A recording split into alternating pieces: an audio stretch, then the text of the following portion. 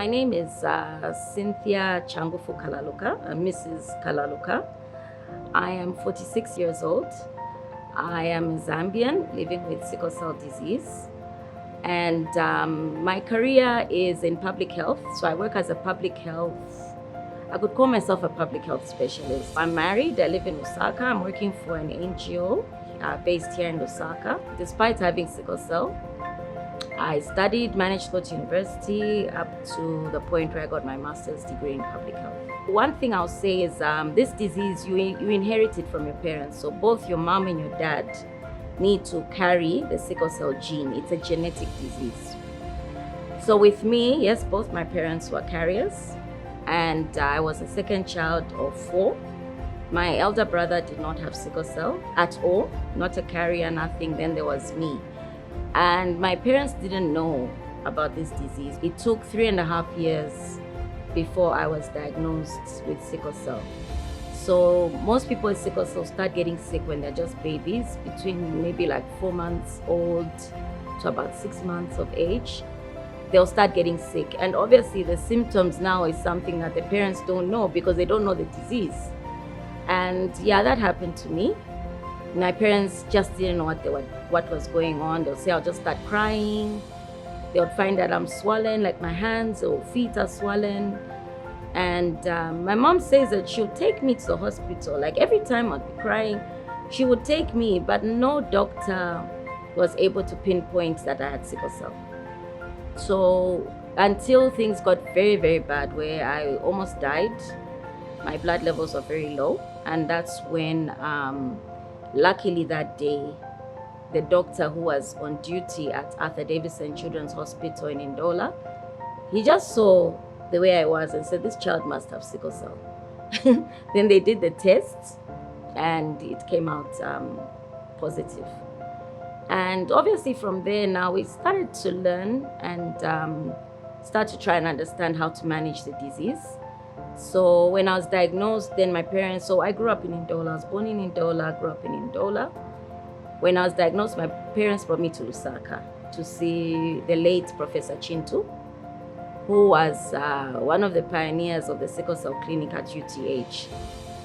So I got to meet Professor Chintu, and then he started explaining to my parents and saying what they needed to do and how to prevent problems in sickle cell. So that was the beginning of the journey, and Professor Chintu was actually my doctor for the next 38 years until his death. You won't remember a lot of things that happened to you when you were young. And I think even for me as a person with sickle cell, I don't remember a lot of it. My parents talk about it. I didn't know that there was something different about me. I didn't understand it. I was too young to obviously understand.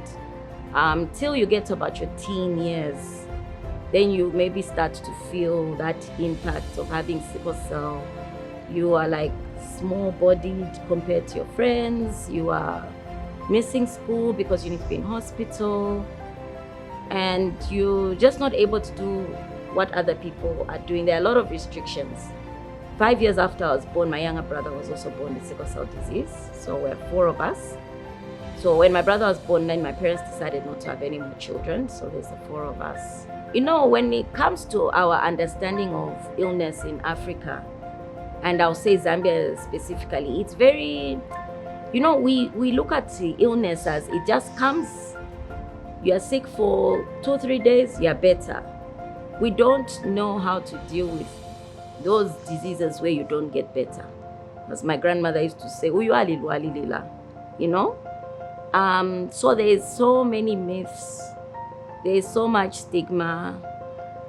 You know, people's understanding of the disease, they fail to understand what exactly this disease is. When you've got sickle cell, the first thing people see about you is you look tired a lot of the time. So that people can understand the issue of low blood. And when they see that, they don't understand that there's a difference between anemia, which comes maybe because you were not eating properly, and anemia which comes because you've got sickle cell. So the disease is sickle cell anemia, because anemia is the main symptom that a person has. So you'll find people will start now trying all sorts of things to boost up the blood. And of course, it won't work because it's more complicated, right? If you are doing the correct things when you have sickle cell, you can live a very long life. And I think for me, it wasn't anything so special about me compared to other people with sickle cell, apart from the fact that my parents always followed what the doctors told them to do. And that, to me, I would say is what has helped me to grow to the age of 46. It's not easy, but I think I'll thank my parents very much because they encouraged me to stay positive. They always encouraged me to have self-confidence and not to look too much at other people, like, where you keep on admiring, oh, my friends have got this, my mom would always say, just concentrate on your own life. Don't look at what other people have or what other people are doing. My parents always said, we are not going to leave this child and say she won't go to school because she's sick and she might die. My parents always said, what if we die as parents? How will she take care of herself? So they really pushed and made sure that I was able to get an education so that I could take care of myself. Yeah, my mom would always say, at least if you are employed, you can employ people to look after you, to help you. So that was their big thing. And that's what happened. And, thanks, God willing, whatever they wanted, it worked out. Yeah. I would like to encourage people out there to know that don't give up. And yes, it's difficult and it's costly and it's time consuming, but you need to be at the hospital. Sickle cell is a complicated disease. You cannot manage it by yourself at home. It's not like other things. You can try all these mixtures. People tell you, give your child beetroot, give your child cassava, give your child, blood from a guinea pig, give your child this. Those things are not going to do anything.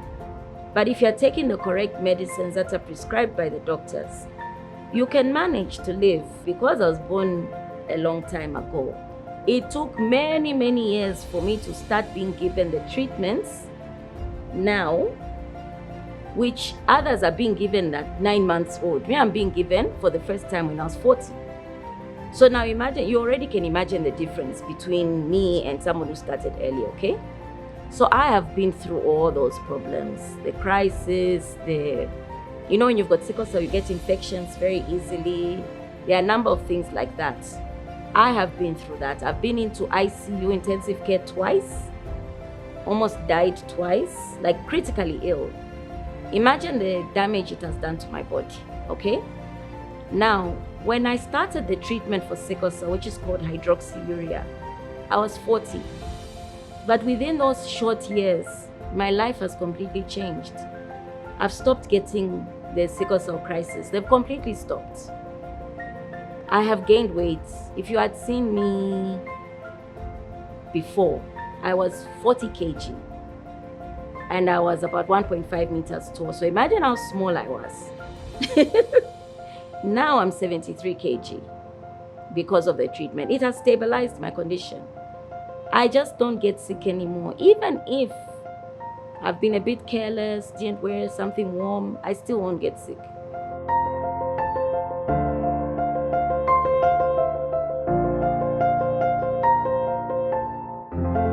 I am married. Okay, I've been married for 13 years. I do not have my own biological children, okay?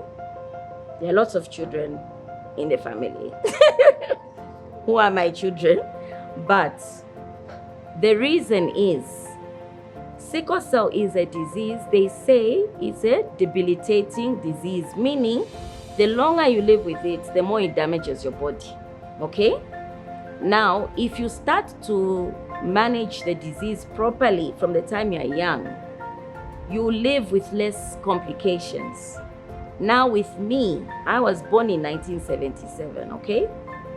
Where even doctors didn't know that much.